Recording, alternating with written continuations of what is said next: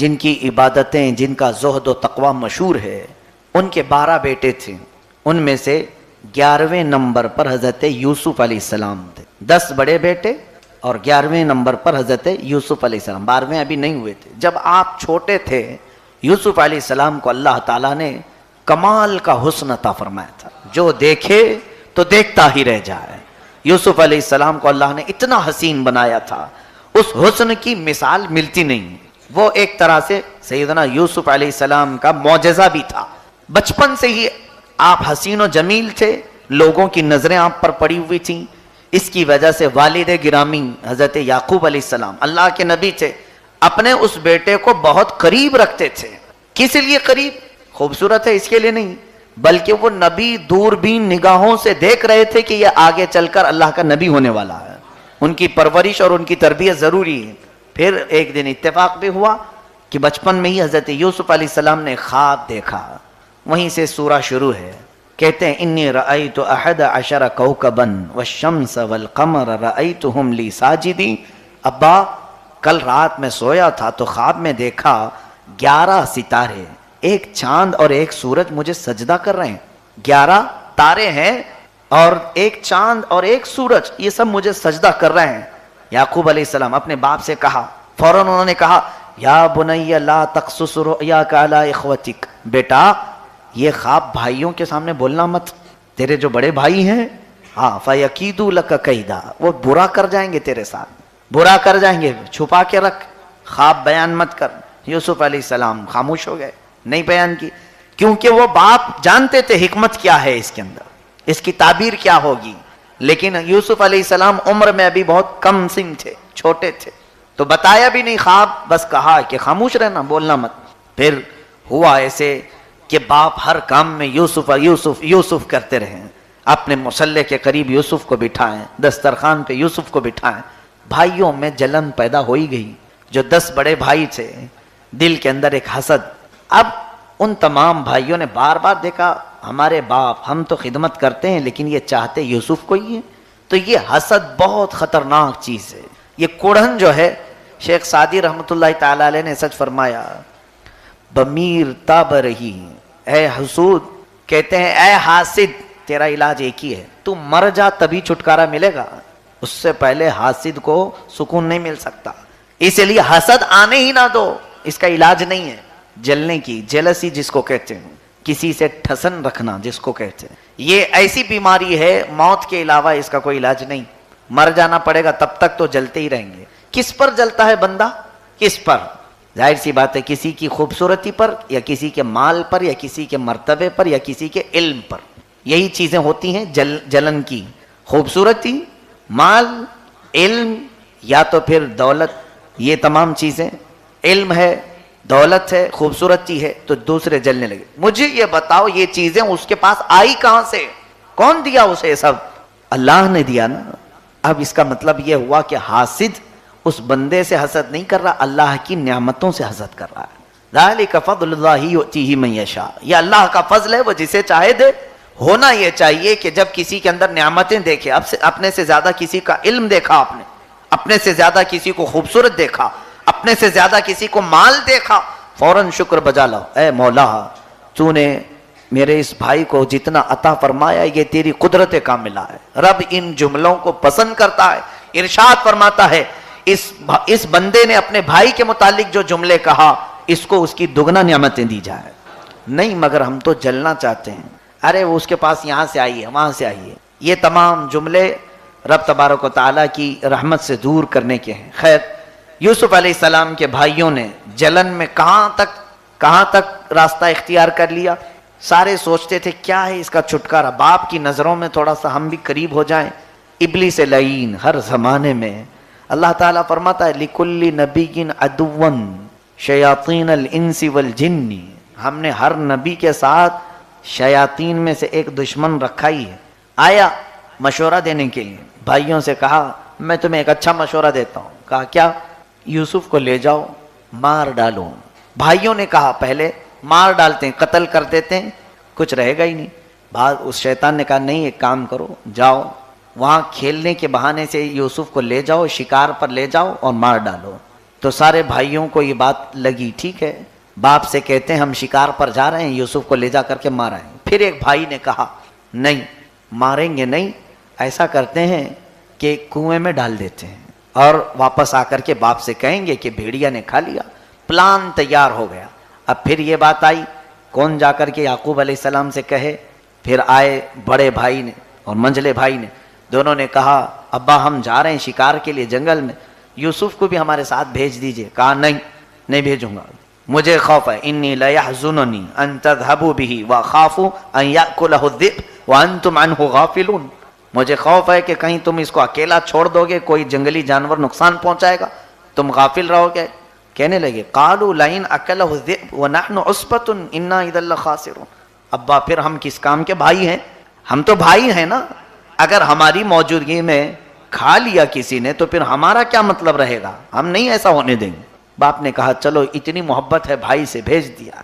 یوسف علیہ السلام کو لے کر کے آئے جنگل میں، اپنے پلان کے مطابق ان لوگوں نے ایک بہت ہی زہریلا کنواں تھا جس میں بے انتہا سانپ اور بچھو پل رہے تھے، اس کنویں میں ڈھکیل دیا یوسف علیہ السلام کو۔ اب یہاں دیکھیں واپس انہوں نے ایک بھیڑیا کو پکڑ کر کے ذبح کیا اور اس کا خون اپنے دامن میں، یوسف علیہ السلام کا جبہ اتار لیا تھا اس دامن میں لگایا اور روتے دھوتے گھر آئے۔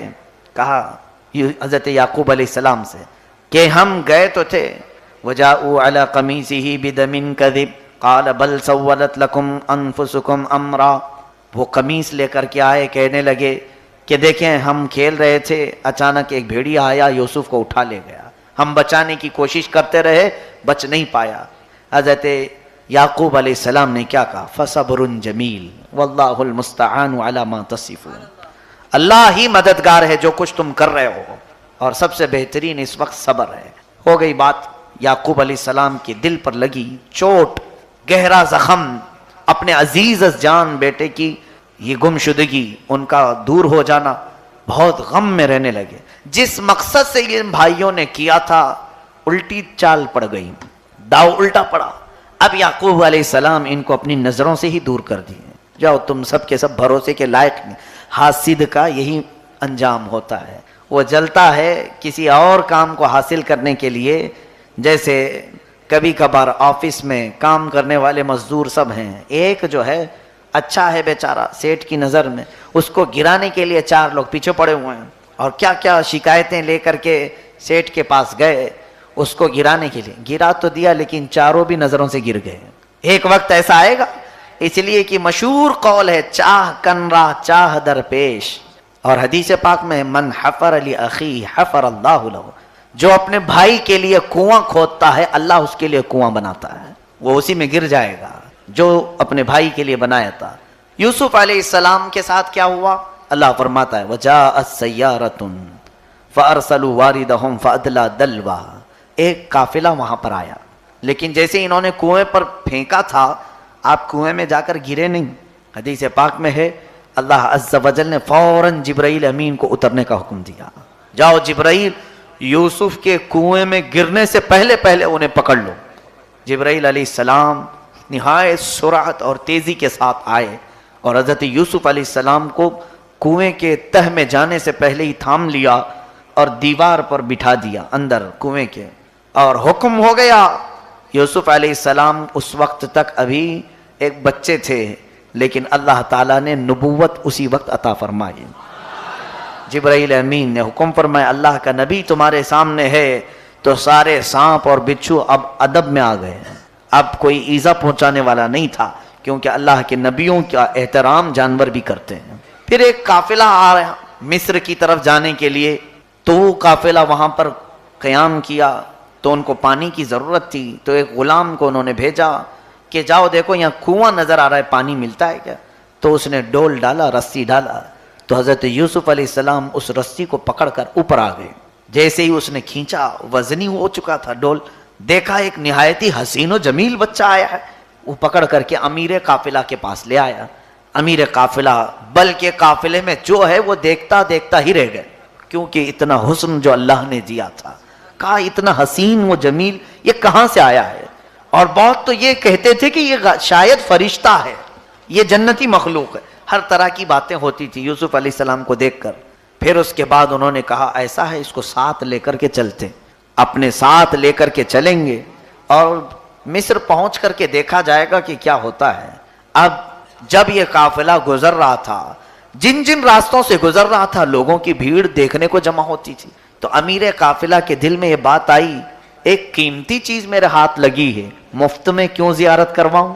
تو مصر پہنچنے کے بعد بازار میں اپنا سامان بیچنے سے پہلے انہوں نے یوسف علیہ السلام کے درشن کا سلسلہ شروع کرایا، یعنی زیارت کا.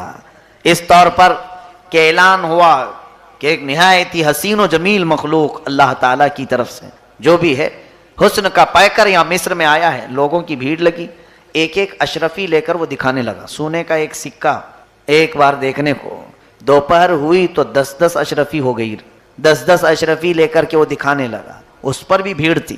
شام ہوئی تو 100 اشرفی دے کر کے دیکھنے لگے. ریٹ بڑھتا چلا گیا.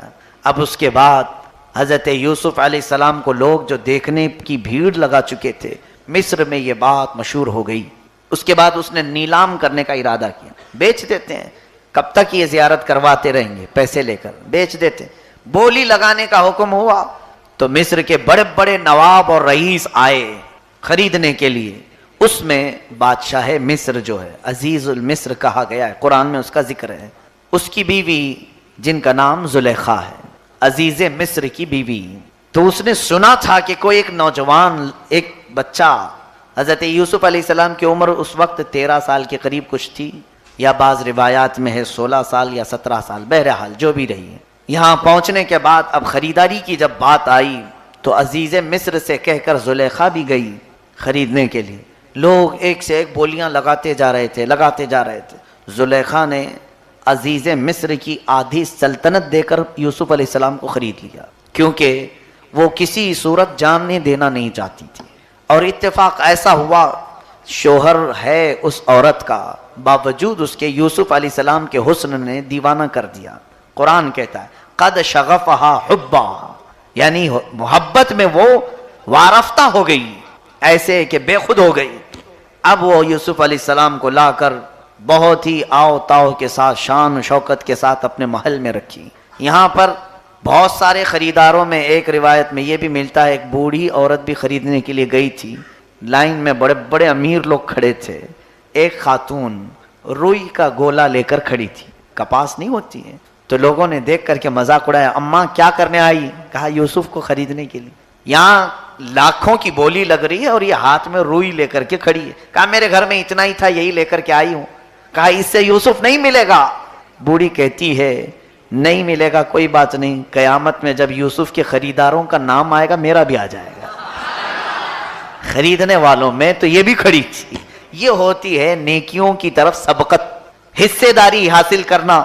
ہر چیز میں آگے بڑھ کر حصے داری حاصل کر لو. ظاہر سی بات ہے تم پوری مسجد نہیں بنا سکتے، لیکن تمہارا 1 روپیہ مسجد کے لیے قیامت کے دن مسجد بنانے والوں میں تمہارا نام آئی جائے گا. اگرچہ تمہاری نظروں میں 1 روپے کی ویلیو نہیں، لیکن لسٹ میں تو نام آئے گا ہی. مسجد کو ہم دیکھتے ہیں جب پاوتی پھٹتی ہے، 1 لاکھ دینے والے کی بھی وہی پاوتی ہوتی ہے، 10 روپے دینے والے کی بھی وہی پاوتی ہوتی ہے. دونوں کے پاس وہی رسید ہے، رسید وہی پھٹتی، دونوں کے پاس وہی سی ہے. اسی وجہ سے قیامت کے دن جب ذکر ہوگا نیکیوں میں تو جو بھی اس میں شامل تھا اس کا بھی نام آئے گا. خود صدیق اکبر رضی اللہ تعالیٰ حضرت اسامہ بن زید کو حضور نے سپہ سالار بنا کر گھوڑے پر بٹھایا اور جہاد کے لیے روانہ کیا. حضور کا وصال ہو گیا. اس کے بعد حضرت ابو بکر صدیق خلیفہ بنے تو اس لشکر کو واپس نہیں کیا، چلو اللہ کے نبی نے تمہیں بھیجا تھا، نکلو. اسامہ بن زید ایک نوجوان صحابی ہیں، نوجوان ہیں، ان کو گھوڑے پر بٹھائے اور حضرت ابو بکر صدیق نکیل تھام کر چلتے ہوئے جا رہے ہیں، گھوڑے کی رسی پکڑ کر. اسامہ بن زید اتر آئے، کہا آپ بیٹھ جائیں میں چلتا ہوں. کہا نہیں، تجھے رسول اللہ نے بٹھایا ہے، بیٹھ جا. اور رسی پکڑ کر کے چل رہے ہیں. کہا آپ جائیں مدینے واپس. آپ کیوں آ رہے ہیں؟ کہتے ہیں میرے خلافت کے امور کی وجہ سے میں جہاد میں آ تو نہیں سکتا، لیکن قیامت کے دن مجاہدین کی رسی پکڑنے والوں میں نام تو آئے گا. جہاد میں نہیں جا سکا لیکن تمہارے ساتھ چند قدم جو چلا اس میں تو نام آ ہی جائے گا. یہ ہوتی ہے نیکیوں کی طرف سبقت، بڑھنے کی خواہش. خیر یوسف علیہ السلام کو زلیخا خرید کر کے لے آئی, اور اس کے بعد گھر میں آنے کے بعد اب ماحول میں ایک افواہ پھیلی مصر میں, عزیز مصر کی بیوی ایک پرائے مرد کے پیچھے پاگل ہو گئی ہے, دیوانی ہو گئی ہے. تو الگ طرح کی باتیں آنے لگی. وقال نسوة في المدينة امرأة العزيز تراود فتاها عن نفسه قد شغفها حبا انا لنراها في ضلال مبين. عورتوں کی تو باتیں بہت ہوتی ہیں, قرآن یہی کہہ رہا ہے قال نسوة في المدينة, شہر کی عورتیں چین چین کرنا شروع کر چکی تھی. اور عورتوں کی زبان کیا ہے, کینچی ہے, چالو ہو جائے تو وہ کترنا بند ہوتی ہی نہیں ہے. اور اس کے بعد زلیخا تک پہنچی بات کہ ایسا پورے ماحول میں باتیں پھیلی ہوئی ہیں تمہارے بارے میں, کیونکہ عورتوں کی پارلیمنٹ میں اکثر غیبت کی محفل ہوتی ہے. یہ جہاں چار بیٹھے ہیں دوسری خواتین کی غیبت شروع ہوتی ہے. غیبت کے گناہ کو میرے آقا صلی اللہ علیہ وسلم نے بہت سخت وعید فرمائی. فرمایا کہ وہ ایسا ہی گناہ ہے جیسے اپنے مرے ہوئے بھائی کا گوشت کھانا. بہت سارے لوگ اس کو محبت سے کھاتے ہیں. جب زلیخا کے پاس یہ بات پہنچی, فلما سمعت بمکرہن, تو اب اس زلیخا نے کیا کیا, میرے بارے میں یہ سب برا گمان کر رہی, یہ سب یوسف کو دیکھی نہیں ہے نا, اس لیے ایسی باتیں کر رہی ہیں. تب زلیخا نے ایک دعوت کی اور عورتوں کو بلایا کہ آ جاؤ, تمہارا جواب میں دیتی ہوں میں کیوں یوسف کے پیچھے دیوانی ہو گئی ہوں, کیوں وارفتہ ہو گئی ہوں. ارسلت الیہن متکئا وآتت کل واحدۃ منہن سکینہ وَأَعْتَدَتْ لَهُنَّ مُتَّكَأً وَآتَتْ كُلَّ وَاحِدَةٍ مِّنْهُنَّ سِكِّينًا. اللہ فرماتا ہے ساری عورتوں کی مجلس سجائی زلیخا نے, سب کو مسند دے کر کے بٹھایا, وہ سب چیزوں سے فارغ ہو گئیں. زلیخا نے سب کے ہاتھوں میں ایک سکین چھری دی, تیز چاقو دی, اور ایک لیمو دیا, اور کہا جب میں کہوں تو کاٹ دینا. وَقَالَتِ اخْرُجْ عَلَيْهِنَّ. اب یوسف علیہ السلام کو سجا سنوار کر کے زلیخا لاتی ہے اس حال میں, کہتی سامنے آ جانا سب کے. فلما رأینہ اکبرنہ وقطعن ایدیہن وقلن حاش للہ ما ھذا بشرا ان ھذا الا ملک کریم. وہ خواتین اچانک یوسف علیہ السلام کی طرف نظر کرتی ہیں. ادھر زلیخا نے کہا وہ لیمو جو تمہارے ہاتھ میں وہ کاٹ دو. وہ دیکھتی رہیں, لیمو تو گر گیا, ان کی انگلیاں کٹ گئیں. وہ چاقو سے انگلیاں کاٹنا شروع کر دیں اور چاروں انگلیاں کٹ کر زمین پر گر گئیں, کٹ گئیں. اور اس کے بعد وہ کہنے لگی حاشا للہ ما ھذا بشرا, ہرگز یہ بشر نہیں ہو سکتا, انسان نہیں لگ رہا ہے. ان ھذا الا ملک کریم, یہ تو بہت ہی شریف فرشتہ دکھ رہا ہے. اور اس کے بعد یوسف علیہ السلام کو واپس لے جایا گیا. جب وہ واپس دیکھتی ہیں تو انگلیاں کٹی ہیں, زمین پر انگلیاں کٹی ہیں اور لیمو ویسی. تب زلیخا نے بتایا تم نے اب تک یوسف کو دیکھا نہیں تھا اور میں دیکھ چکی ہوں, اب تو تمہیں اس کا جواب مل گیا ہوگا کہ کیوں میں یوسف کو اتنا پسند کرتی ہوں, کیوں اتنا چاہتی ہوں. اس کے اندر ایک نورانیت ہے, اس کے اندر ایک ایسا مادہ ہے جو لوگوں کو اپنی طرف کھینچ لیتا ہے. اب وہ خواتین تو بیچاری کٹی انگلیوں کے ساتھ چلی گئیں. اس کو میرے امام اعلیٰ حضرت فاضل بریلوی رحمۃ اللہ علیہ ایک بڑے اچھے انداز میں فرماتے ہیں, یہاں تو حسن یوسف ہے, حسن یوسف پہ کٹی مصر میں انگشت زنا. ہاں, یوسف کے حسن پر مصر میں انگشت کہتے ہیں انگلیوں کو, زنا کہتے ہیں عورتوں کو. ہمارے امام کا عشق اور ان کی محبت تو دیکھیں. اسی لیے جنہوں نے بھی کہا امام عشق و محبت وہ سچ کہا. ہمارا امام بریلی کا تاجدار یوں کہتا ہے حسن یوسف پہ کٹی مصر میں انگشت زنا, یا رسول اللہ تیرے نام پہ کٹاتے ہیں تیرے نام پہ سر کٹاتے ہیں مردان عرب. یہاں عورتیں نہیں اور انگلی نہیں یا رسول اللہ, اور وہ بھی آپ کے حسن پہ نہیں بلکہ صرف آپ کے نام پہ ہی اپنی گردنیں کٹا دیتے ہیں, وہ بھی مصر کے نہیں عرب کے مرد. کتنی بڑی یہاں پر اعلیٰ حضرت نے ایک طور پر توازن کو برقرار رکھا. عزیزان گرامی, حضرت زلیخا کے جو معاملات ہیں اس کے بعد ہوا یہ کہ زلیخا نے ایک مرتبہ برا ارادہ کر لیا یوسف علیہ السلام کے ساتھ. گھر کے دروازے بند کیے. اس وقت یوسف علیہ السلام بھاگنے کی کوشش کی تو آپ کا پیچھے سے دامن پھٹ گیا, بھاگ آئے باہر. لیکن زلیخا نے الزام لگا دیا یوسف پر کہ یہ میرے ساتھ بدکاری کرنا چاہ رہا تھا. عزیز مصر, بادشاہ مصر ہے, پکڑ لیا. کہا کیسے؟ کہا اس نے بند کمرے میں ایسا ایسا کیا، میرے ساتھ برا کرنا چاہتا تھا۔ حضرت یوسف علیہ السلام نے کہا اللہ سے ڈر، نبی کے دامن میں پیوند تو ہوتا ہے، دھبا نہیں ہوتا، داغ نہیں ہوتا۔ حضرت یوسف علیہ الصلوۃ والتسلیم اس وقت فرمانے لگے عزیز مصر سے تو کیا چاہتا ہے؟ کہا تیری گواہی دینے کے لیے کوئی ہے؟ راستے سے ایک عورت جا رہی تھی ایک بچے کو لے کر، یوسف علیہ السلام نے اس کی گود سے بچہ لے لیا، وہ 2 مہینے کا بچہ تھا۔ حضرت یوسف علیہ السلام نے سامنے کیا عزیز مصر کے، اس کی ٹھڈی پر اس کے منہ پر انگلی رکھی، کہا اے بچے بول۔ وہ لڑکا فصیح زبان میں بولنے لگا ہذا نبی اللہ یوسف، یہ اللہ کے نبی ہیں یوسف، انہوں نے کوئی خطا نہیں کی، خطا گھر کے اندر کی عورت میں ہے۔ بچہ بول پڑا۔ اب ظاہر سی بات ہے بڑے لوگوں کا جب عیب کھلتا ہے توبہ نہیں کرتے بلکہ الٹا پھر سزا دینے کی کوشش کرتے ہیں، بڑے لوگوں کی عادت ہے، بڑے مطلب دنیاوی اعتبار سے، ورنہ عقل اور علم اور تقوی میں جو بڑے ہوتے ہیں ان کو صرف بتا دیا جائے تو وہ رونا شروع کرتے ہیں، لیکن جو دنیا میں نفسانیت میں بڑے ہیں ان کو بتا بھی دیا جائے کھل کر کے تو باز نہیں آنا چاہتے۔ ایسے ہی ہوا، یوسف علیہ السلام کی اس پاکیزگی کو بچے سے سن بھی لیا، لیکن عزیز مصر نے جیل میں ڈال دیا یوسف علیہ السلام کو۔ جیل میں کتنے سال گزرے آپ کے؟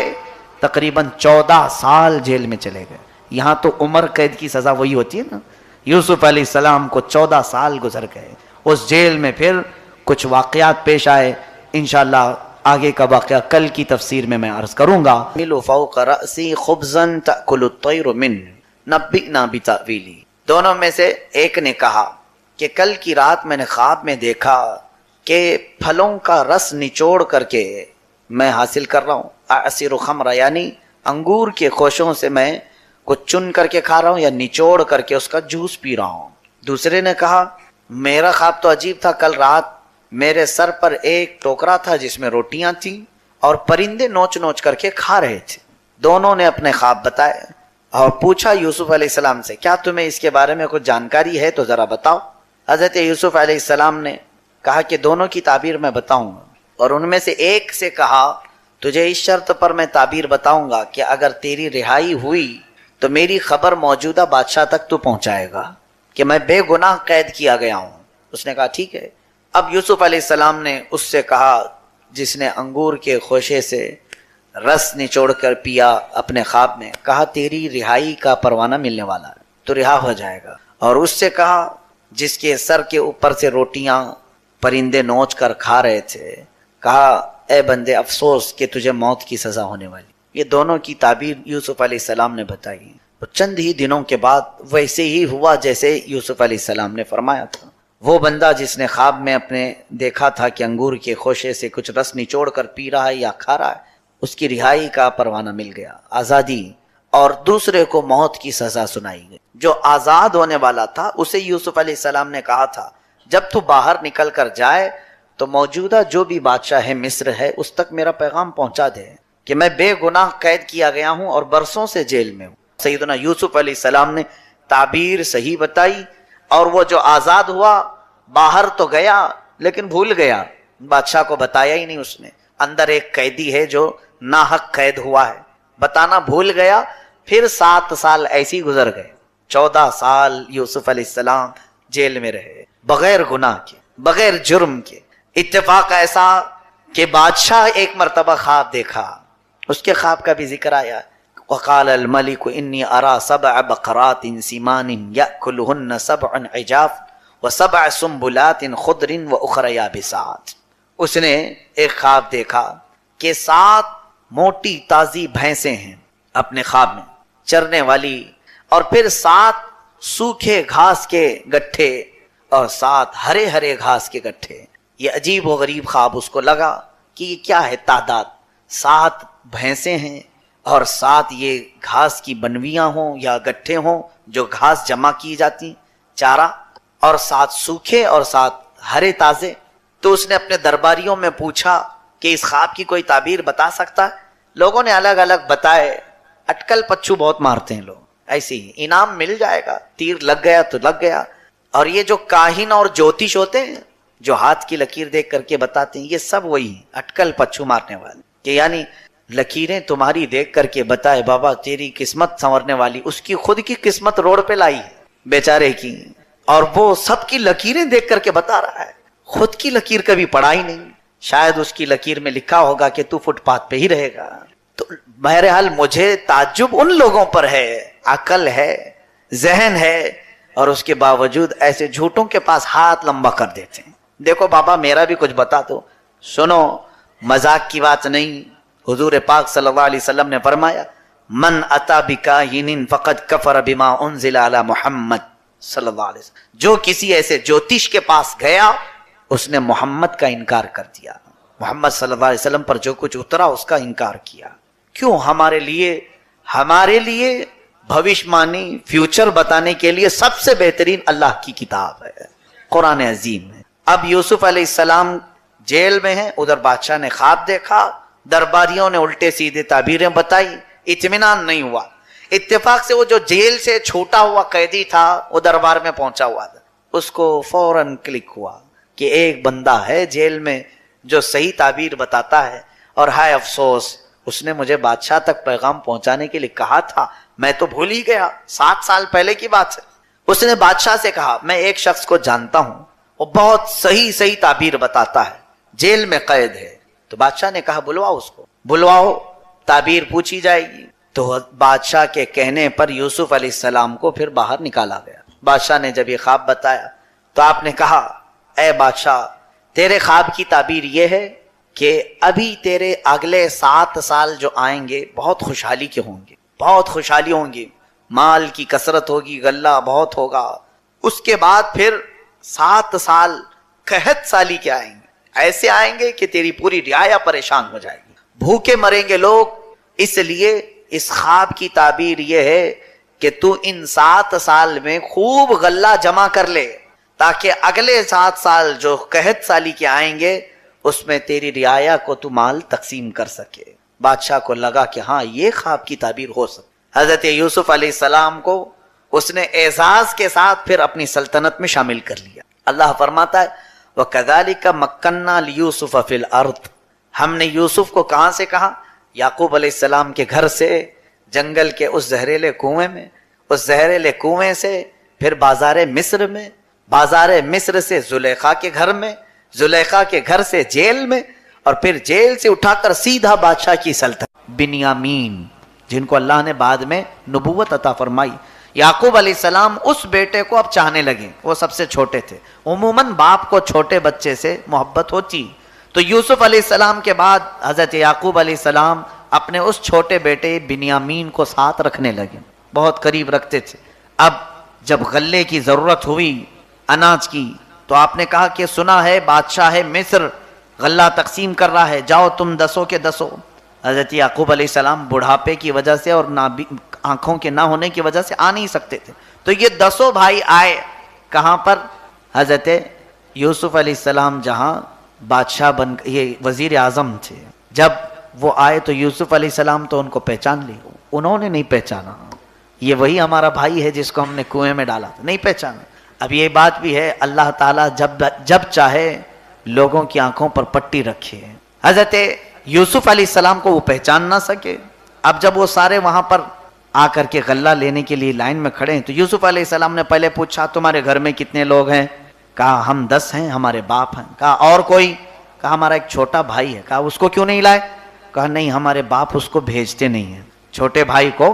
हजरत यूसुफ अलैहिस्सलाम को मालूम था कि एक मेरे बाद एक छोटा बेटा मेरे बाप का बड़ा महबूब है बिन्यामीन। तो हजरत यूसुफ अलैहिस्सलाम ने कहा नहीं, पूरे भाई सब जब तक नहीं आएंगे तुम गल्ला नहीं दिया जाएगा, अनाज नहीं दिया जाएगा। तो ये रोने लगे, नहीं हमारे घर में एक हादसा हुआ है, पहले हमारे बाप नहीं भेजते, एक हमारा भाई ऐसा गायब हो गया, अब वो छोटे को हम अपने बाप के पास क्या कह करके ले आएंगे? कहा जाओ बाप से कह देना कि इस भाई के आए बगैर बादशाह गल्ला नहीं देगा, अनाज नहीं देगा, जाओ। वो आए रोते हुए अपने बाप से कहे, कैसे कहेंगे हम अपने वालिद से? यूसुफ को हम ऐसे ही मना करके ले गए थे और हम कुएं में डाल के आए, उसके बाद वालिद साहब इतने नाराज कि इनसे सही बात नहीं करते थे और रो करके उनकी आंखें चली गईं। अब ये बिन्यामीन को भी अगर ले गए हम तो कौन से भरोसा दिलाएं? फिर भी कहा अपने बाप से, والد گرامی، بادشاہ کا قانون یہ ہے کہ جب تک یہ بھی ہمارا بھائی ساتھ میں نہیں آئے گا وہ کچھ بھی نہیں دے گا ہمیں۔ حضرت یعقوب علیہ السلام کہنے لگے کہ اس سے پہلے بھی تم نے میرے ایک عزیز بیٹے کو غائب کر دیا،